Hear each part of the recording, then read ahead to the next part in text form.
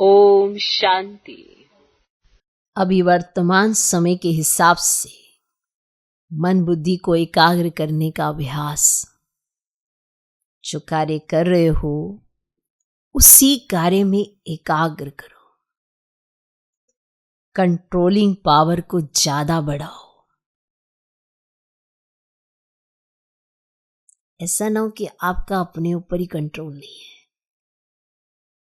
Controlling power, मैं श्रेष्ठ सोचूं तो श्रेष्ठ करूं।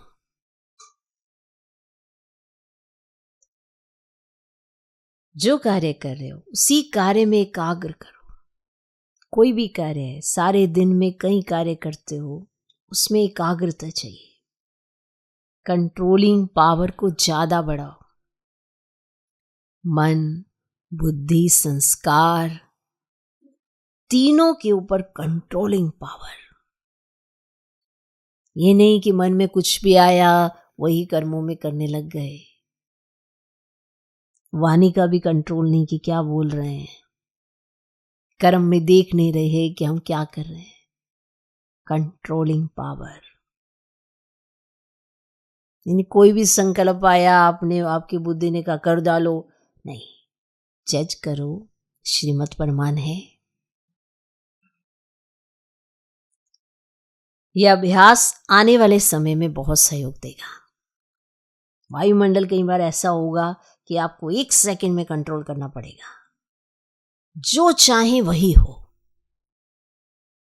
तो यह अभ्यास बहुत आवश्यक है। इसको हल्का नहीं करना, क्योंकि समय पर यही अंत सुहानी करेगा।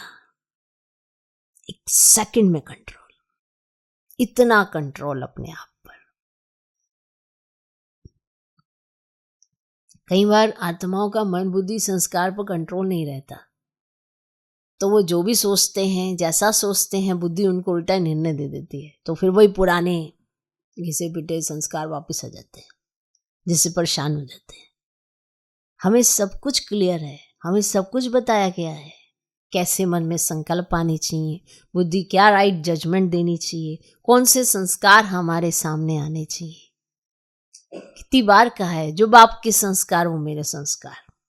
तो बाप के संस्कार कैसे हैं वो अगर हम शो करके दिखाएंगे, तब तो कोई कहेगा कि उनकी संतान है।